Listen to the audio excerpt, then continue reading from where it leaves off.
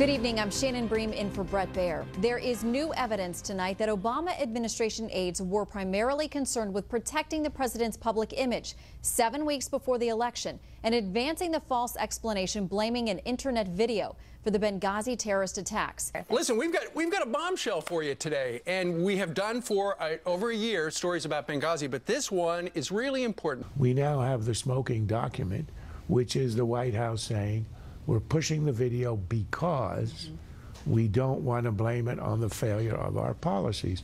This is the first hard evidence that puts this whole case and the whole spin that Susan Rice was giving inside the White House. Good evening. I'm Brett Baer. Welcome to Washington. The Obama White House is scrambling tonight to explain the email we told you about last night at this time. They saw Benghazi as a political problem 7 weeks before an election, and they formed a political answer. It was the middle of an election campaign, and the Obama administration decided all that mattered was getting through the election. So it was lie after lie after lie. Knew it was a terrorist attack, and yet they were pushing the video, as we know, to get the president reelected. If we knew then what we know now, there's a pretty decent chance that this president might not be president anymore. The question, I think, was back in May, but it remains today, where did the video story come from?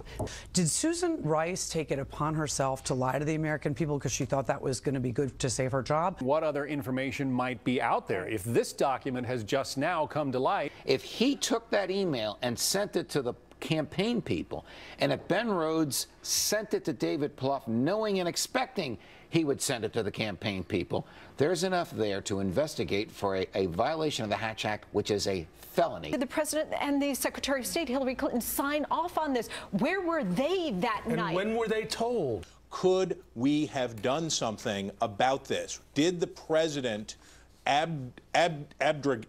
abrogate his responsibilities when it came to protecting troops in the field? If he did that, and that would have been known, then certainly his challenger would have had a good argument to make that the president had failed substantially on something that was preventable. They tried to come up with this lame story that, well, they couldn't have gotten there in time.